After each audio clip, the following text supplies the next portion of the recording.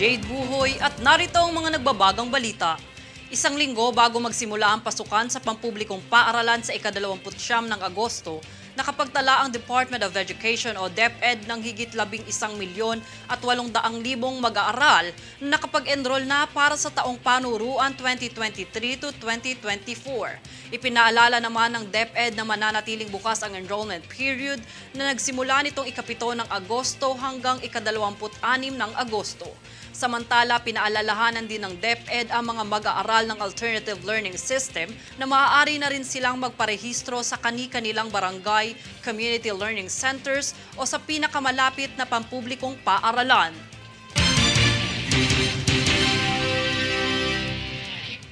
Ang Department of Tourism o DOT at ang National Commissions on Indigenous People o NCIP ay bumubuo ng formal na kasunduan sa hangaring lumikha ng strategic partnership sa pagitan ng dalawang katawan ng pamahalaan upang suportahan at ipatupad ang Katutubo Kapwa Project. Ang Katutubo Kapwa Project ay isang pambansang inisyatiba na hihingi ng suporta para sa indigenous cultural communities o indigenous peoples sa pagpapaunlad ng turismo na sumasaklaw sa mga destinasyon at mga IP communities sa buong bansa. Nangako rin ang DOT sa pagbibigay ng tulong at mga plataporma para palakasin ang mga produkto ng mga ICCs at IPs upang maakit ang mga turista na tumangkilik sa lokal na ekonomiya ng turismo.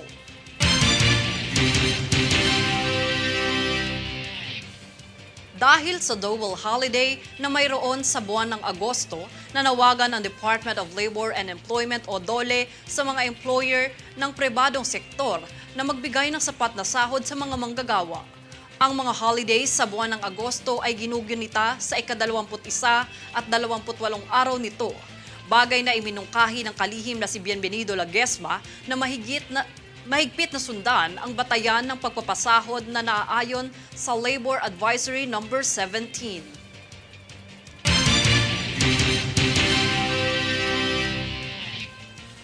Kami ay patuloy na magdadala ng mga napapanahong balita. Ako si Jade Buhoy, tumutok sa pinakahuling ulat dito sa News Force. Sa ulo ng mga balita, DepEd nagtala ng 11,800,000 enrollees para sa taong panuruan 2023 to 2024. 50% diskwento hatid para sa mga mag-aaral at guro na nais dumalo sa FIBA World Cup.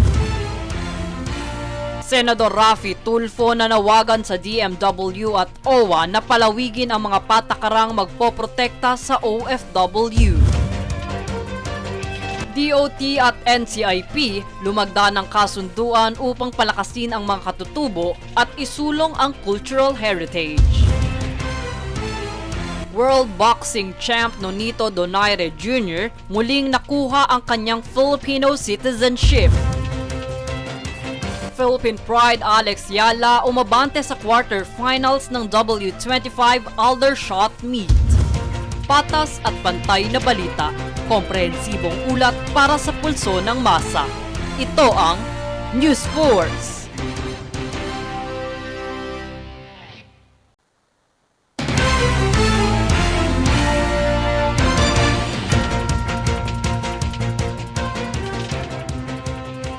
Ako si Jade Buhoy at narito ang mga nagbabagang balita. Nitong nakaraang araw, nagsagawa ang pamahalaan ng plano ukol sa pagkontrol ng presyo ng bigas laban sa mga hoarders at price manipulators. Kung kaya't ngayong araw, nag-anunsyo si Pangulong Bongbong Marcos Jr. na sinisigurado niya na ang publiko ay may sapat na supply ng bigas dahil nagsisimula na ang panahon ng ani sa mga pangunahing lugar na nagtatanim ng palay. Aniya, madadagdagan daw ang supply dahil magsisimula na ang pag-ani sa Nueva Ecija, Isabela, at North Cotabato. Dagdag pa ni Leo Sebastian, kalihim ng Department of Agriculture for Rice Industry, lalakas ang pag-ani ng palay sa katapusan ng Setyembre hanggang Oktubre na makakadagdag sa malawakang produksyon sa buwan ng Disyembre na aabot sa mahigit 11,000,000 metrong tonelada ng bigas.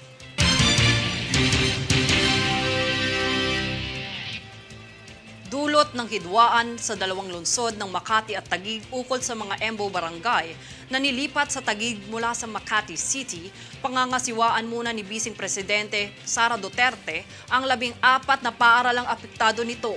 Ayon sa Department Order ng Kagawaran ng Edukasyon, ang opisina ng kalihim ang mamumuno at mamamahala sa mga paaralan habang tinutukoy pa ang transition plan. Bahagi sa nasabing kautusan ng DepEd ay ang paglalagay ng Philippine National Police sa mga paaralan upang mahigpit na ipatupad ang mga patakaran sa mga apektadong paaralan.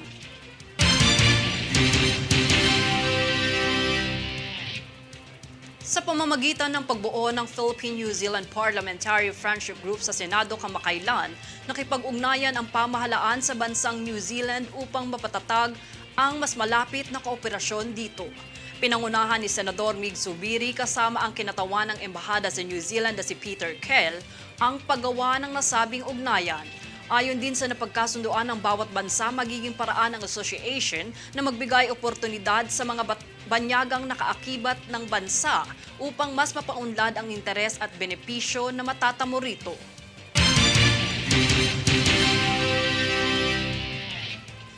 Kami ay patuloy na magdadala ng mga napapanahong balita. Ako si Jade Buhoy, tumutok sa pinakahuling ulat dito sa News Force.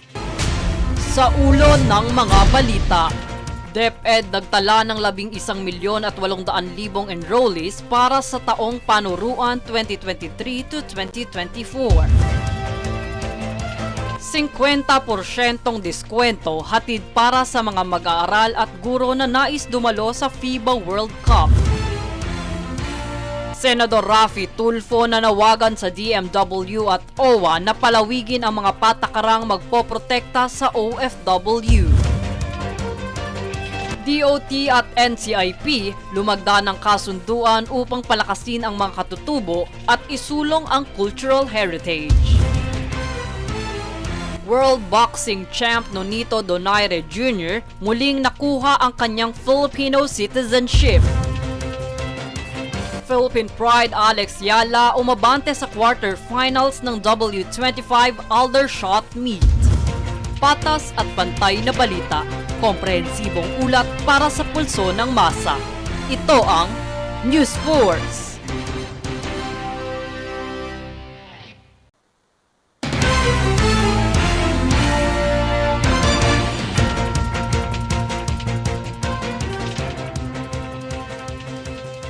Ako si Jade Buhoy at narito ang mga nagbabagang balita. Sinuportahan ng Philippine Coast Guard o PCG District Southeastern Mindanao ang Brigada Eskwela 2023 sa J. Cruz Senior Elementary School sa lungsod ng Davao nitong kamakailan lamang. Tumulong ang mga tauhan ng PCG sa muling pagpipinta ng mga silid-aralan, pagkukumpuni ng mga mesa at upuan, paglilinis at pag-aayos ng mga silid-aralan para sa darating na pasukan. Ang aktibong pakikilahok ng PCG ay naglalayong magpakita ng kahalagahan ng pakikipag-ugnayan ng komunidad sa pagpapaunlad ng positive learning environment para sa mga nakababatang henerasyon.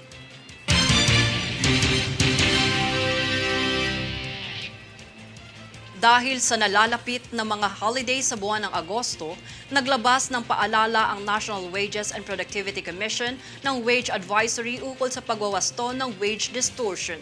Panoorin ang buong balita. Upang iwasto ang pagkakaiba-iba ng sahod na dinulot ng pagpapatupad ng minimum wage orders, naglabas ang National Wages and Productivity Commissions ng Wage Advisory No. 1 Series of 2023 kamakailan lamang. Ang nasabing abiso ay naglalaman ng labor code at patakaran ukol sa pagwawasto ng computations at formula sa pagkuha ng sapat na sahod. Ang wage distortion ay nangyayari kung ang batayan ng sahod sa mga empleyado sa isang negosyo ay nag-iiba dahil sa pinatupad na taas ng sahod.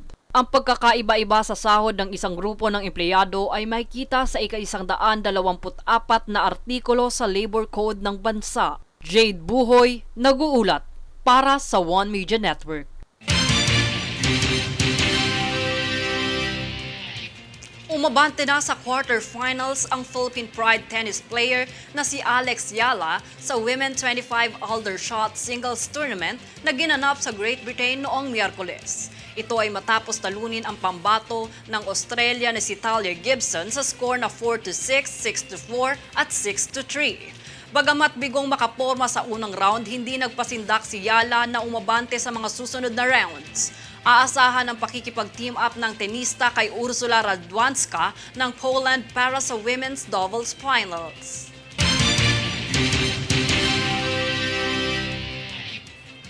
Kami ay patuloy na magdadala ng mga napapanahong balita. Ako si Jade Buhoy, tumutok sa mga pinakahuling ulat dito sa News Force.